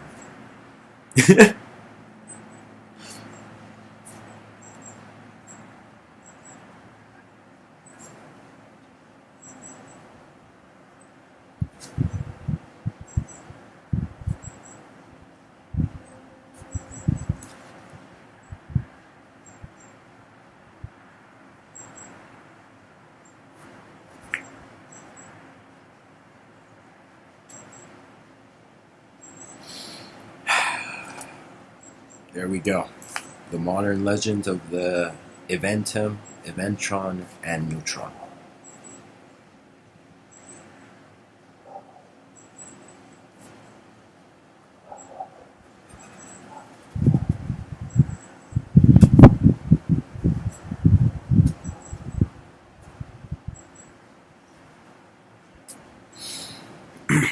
Alright guys, thanks for tuning in. I'm going to open it up to Q&A for 10 minutes. Anybody has a question, wants a second opinion on something, feel free to share. This is the end of the talk component, so blessings and thanks for listening so far, if you've listened all the way. Blessings. If anybody has a question, like an actual question, here, let me write this down.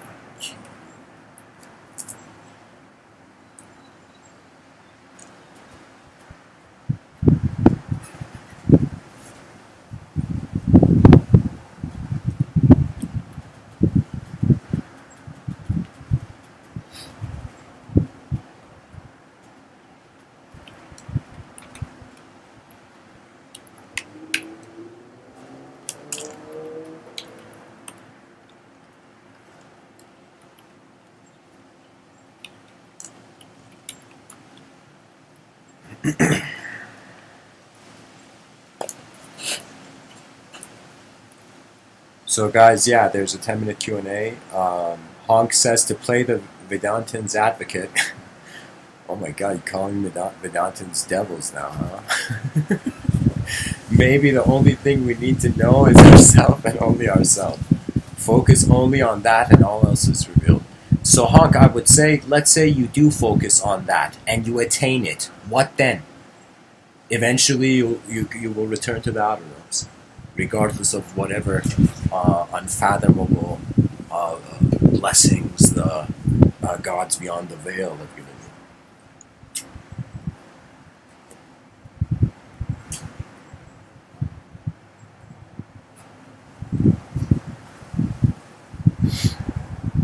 So, guys, any questions?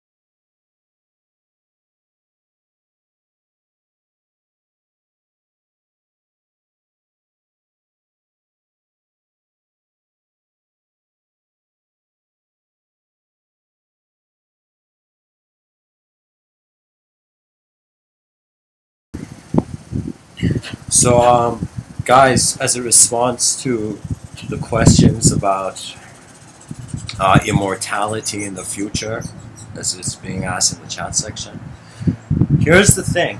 There's two factors to it. One, how much we care to continue naturally, and how much does it fascinate us to see how far the unnatural would go.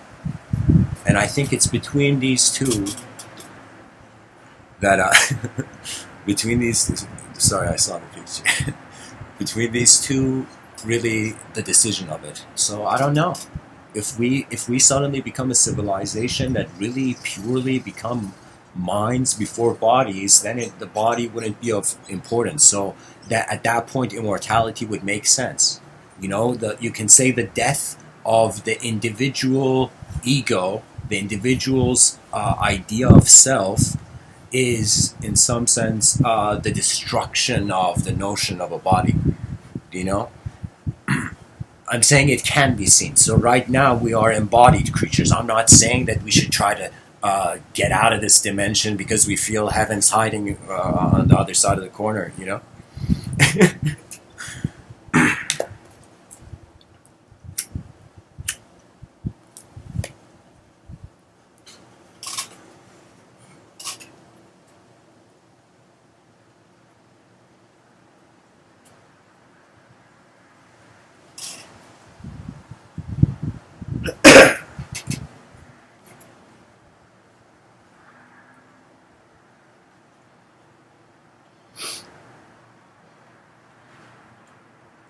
So, guys, keep the questions coming if there is any.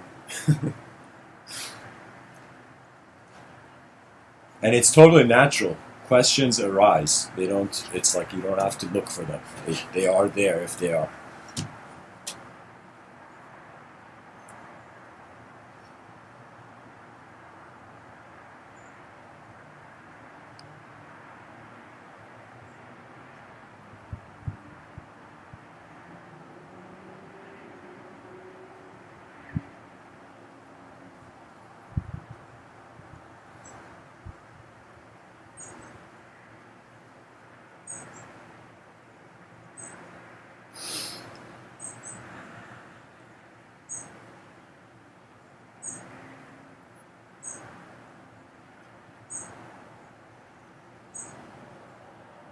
Honk, I read your comment. I'm just trying to think what I can say to it.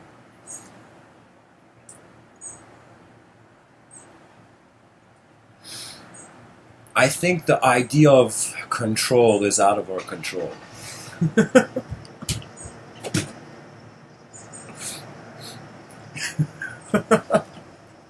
That means, like, if it's in God's hand, if so, guys, Honk in the chat section says they say there are two ways to make God laugh, and one of them is by saying you're in control of your death. Now, if the person is not in control and God is in control, so God is saying that to himself. So God is never out of control. So here's the challenge. Many people who, the first wave of information that hit them was the religious narrative. You're going to see,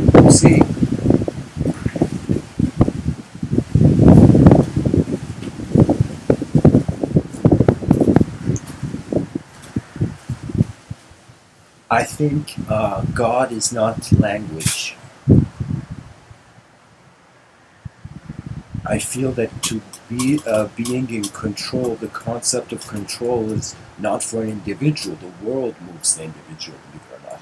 There's the macrocosms, there's the sun, there's the Earth's orbit, axis, and rotation around the sun. So many factors are influencing right now. You know, one day my shoulder hurt, and I was like, "Why does my shoulder hurt?" And I'm like, "Oh gosh, it's probably like, you know, some star exploding in somewhere in some galaxy. That's why." Have a macrocosmic effect upon the microanalysis.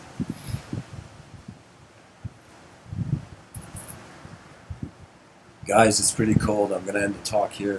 Thanks for tuning in. And in life, if you think about philosophy, you know, you can definitely see there was probably a moment in Immanuel Kant's life where he's like, why can't I do it? You know? And he realizes he can once he accepts that he can't. That's like, for the failure is like you saw what happened by your natural effort. Then there comes the next retaliations against whatever happens. You know, so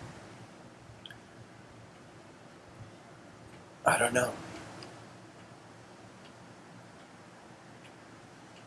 Imagine somebody told Kant, "You can't be here, man." He's like, "I can, I'm Kant, man. Do you know who you're talking to?"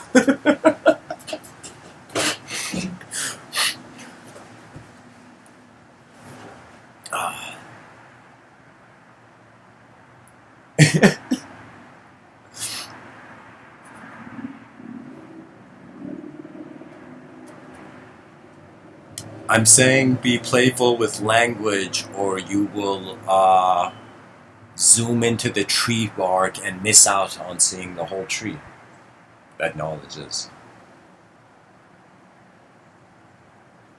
Nature knows a lot of things it's doing.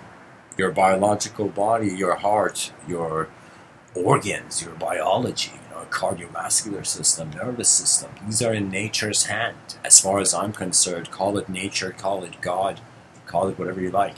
It's the movement that arises unknown.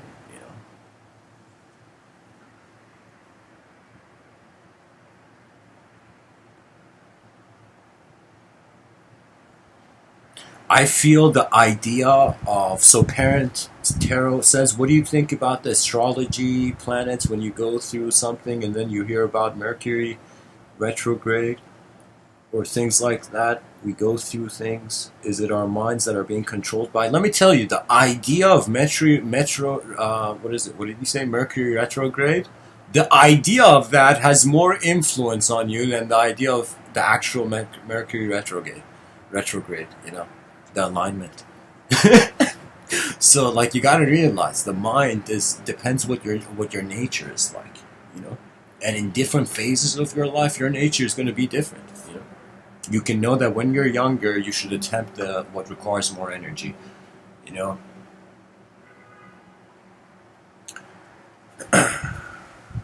So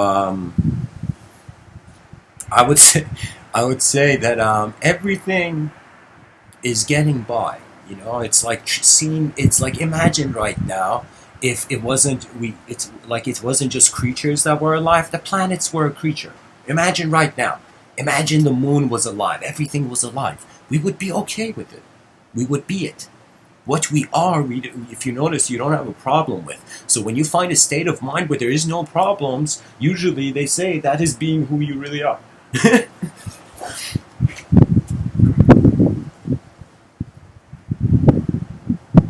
So Honk says, would you hold the director or writer of a movie accountable for the atrocities and death that happened in a movie? So I don't know.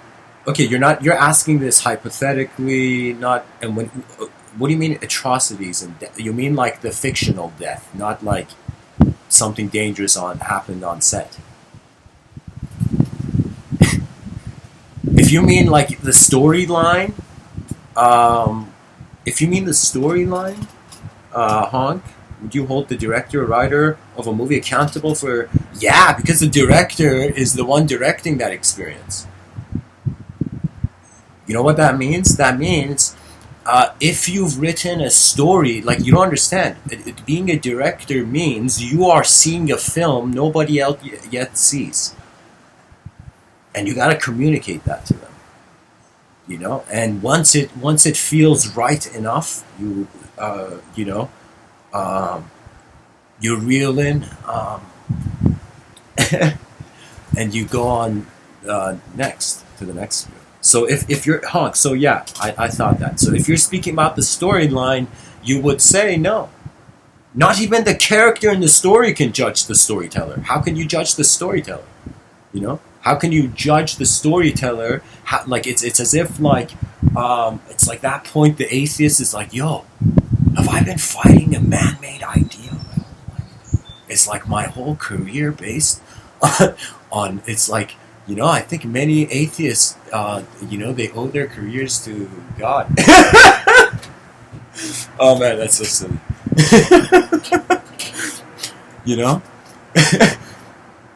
It's like the atheist is like, if there was no God, what would I talk about?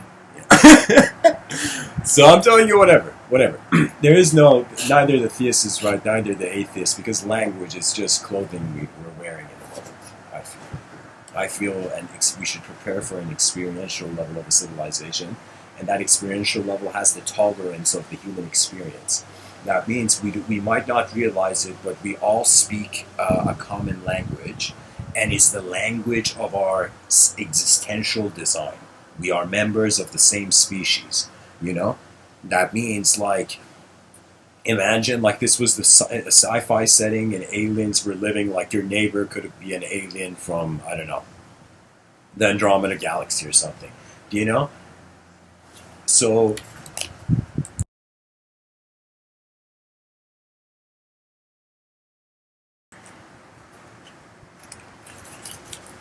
No, no, no. The thing, so Hunk, I'm responding to your question. Let me tell you why. Because there is no such thing as death if it's fictional. Do you know? If it's fiction, that means it's a simulation. A simulation doesn't die, it just turns off.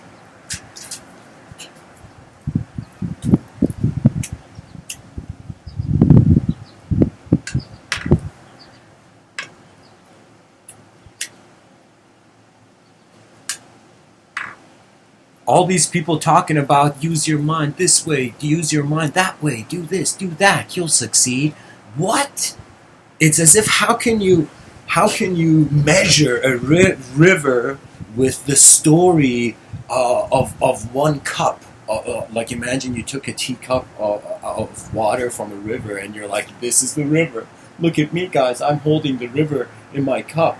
You know, the whole river in this cup. No, that is just we are. It's for now a fragmented time. We don't have access to that much precision. We have access to certain phenomena.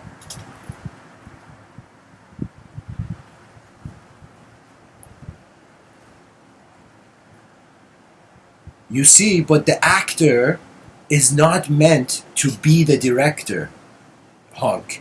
The actor is meant to listen to the director. That means, I don't know. I mean, of course, nowadays actors, some directors, they fall in the shadows of some great actors. But the thing about being a director is that the story has begun from some person's mind. Some person saw the film first in their mind, in their inner worlds. So for me, a very sophisticated actor is an actor that comes and interviews the director for more than 20 minutes asking about the character, you know? Or the actor, I mean, of course, it is the case that it is not the job of the director to bring to life the actor, the character. That it's the job of the actor to use their own life experiences or whatever to animate the character. But I'm saying it's always lovely when an actor wonders about how the inner realms of the director saw the film. And that's missing in the film industry. It's this blank kind of like, it's like working with actors is like hiring a. It's like getting a plumber. You know, the plumber comes and does his job and it goes. But there were certain smart directors back in the day, especially through the inspiration of the French Wave, which started from some newspaper ordeal. You know, the whole French Wave in film. It's as if those people, they worked with the actors. They got to know the actor. Do you know? They saw what kind of human being the person was, and if that human being could see their inner realms, then that human being would in some sense have is right for the part. You see, it's not. I don't see actors as just what did the guy do in previous movies. That's garbage. You know, that's not how you should analyze an actor. You know, I'm sorry if this sounds rude, but this is my view that an actor is what they have lived. Their portfolio is behind their eyes, not in front of it.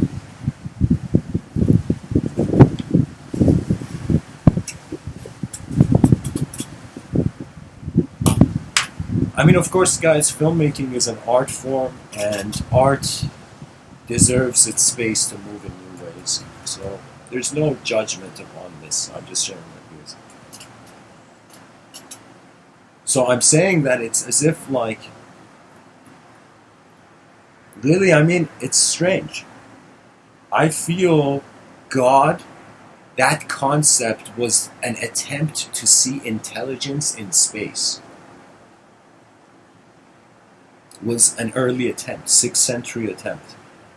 Every idea has its value if you look at it in accordance to when it arose. That means nowadays this poor, this political correctness that's going on in Western culture, you see it?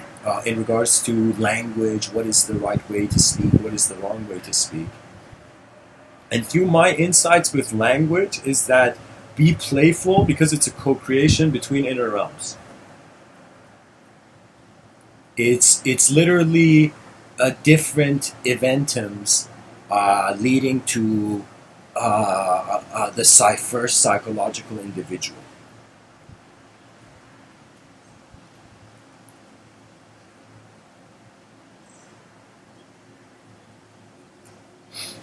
So, anyways, guys, thanks for the questions. Let me see if I answered all of them. I think there was one I missed.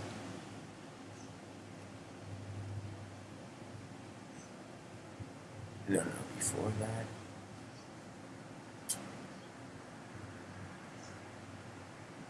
Okay, so Honk says, or it's like a character in a movie saying, I want to live forever beyond this movie, or I want to make the movie last forever.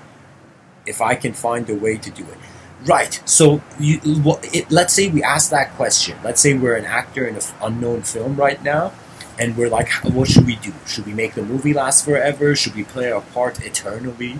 You know, like, what is it that we should do? Right? The thing is if complexity is if the first idea is complex, you grow through confusion. But if the first idea is simple, you grow through clarity. So for me, it's like when I come to give this talk, it starts simply, then it builds levels. Then as I speak and engage with it, levels open up, and the actor, the way it's like first you think you are an actor, then you go see the director is your attention. Your attention is the director if your manifestation was the actor. That means you're always in the light of your own intelligence behind your eyes. It's not just a pitch black abyss in there.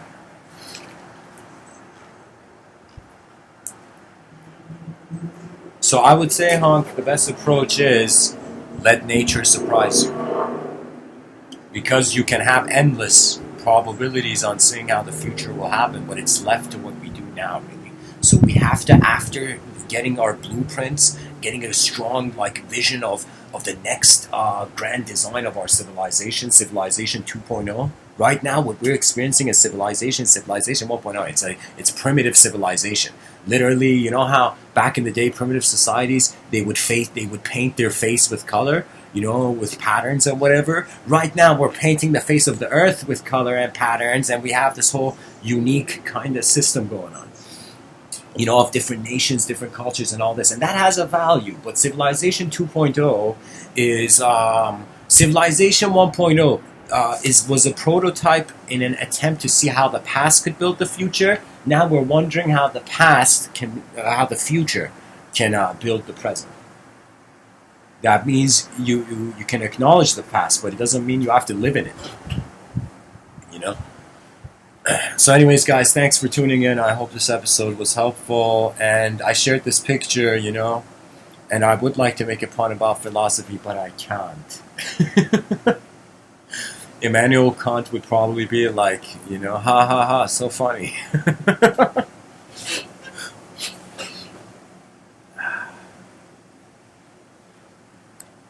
Imagine Immanuel Kant is like, hey man, why did you insult me? And I would be like, who is you? And that's the best way. That's why philosophers can never insult each other, even though they appear intense. Because the only question is who? Who is insulting who? Who is that? And so, life is dynamic, and so the only game to play for 8 billion creatures on a rock in the middle of nowhere is to build an advanced civilization. That's Mr.Within's conclusion. And Civilization 2.0 in regards to sky cities and whatnot, I would say